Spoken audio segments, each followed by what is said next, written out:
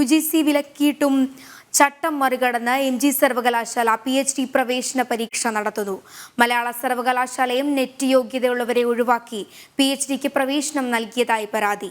SFIക്കാർക്ക് പിൻവാതിൽ പ്രവേശനത്തിനുള്ള വഴി വീണ്ടും തുറക്കാനുള്ള നീക്കം തടയണമെന്ന് സേവ് യൂണിവേഴ്സിറ്റി ക്യാമ്പയിൻ കമ്മിറ്റി ഗവർണർക്ക് നിവേദനം നൽകി. ജനം ബ്രേക്കിംഗ്. UGCയുടെ ഏറ്റവും പുതിയ വിജ്ഞാപന പ്രകാരം PhD പ്രവേശന പരീക്ഷ ദേശീയ തലത്തിൽ ഏകീകരിച്ചിരുന്നു. വിവിധ സർവകലാശാലകൾ സ്വന്തമായി നടത്തിവരുന്ന പ്രവേശന പരീക്ഷകൾ വിലക്കിക്കൊണ്ട് ഉത്തരവും പുറപ്പെടുവിച്ചു. എന്നാൽ ഈ മാർഗനിർദ്ദേശങ്ങൾക്ക് വിരുദ്ധമായി MG സർവകലാശാല PhD പ്രവേശന പരീക്ഷ നടത്തുന്നു എന്നാണ് ആക്ഷേപം.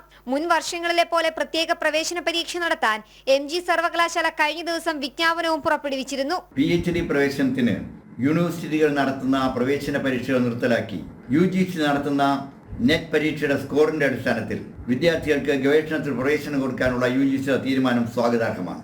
സർവകലാശാലകളിൽ പലപ്പോഴും പ്രവേശന പരീക്ഷയിൽ ക്രമക്കേടുകൾ നടക്കുന്നതായും ചില വിദ്യാർത്ഥി സംഘടനകളുടെ നേതാക്കൾ ഗവേഷണത്തിൽ ചേരുകയും അവർക്ക് PhD ലഭിക്കുന്നതിനുള്ള സൗകര്യം ഉണ്ടാക്കുകയും ചെയ്യുന്ന വ്യാപകമായ പരാതിയുണ്ട്. സെനറ്റ് യോഗ്യത നേടിയവർക്ക് PhD പ്രവേശനത്തിന് മുൻഗണന നൽകണമെന്ന നിലവിലുണ്ടായിരുന്ന വ്യവസ്ഥ പോലും മറികടന്ന മലയാളം, സംസ്കൃത സർവകലാശാലകൾ പ്രവേശനം നൽകിയതായും പരാതികളുണ്ട്.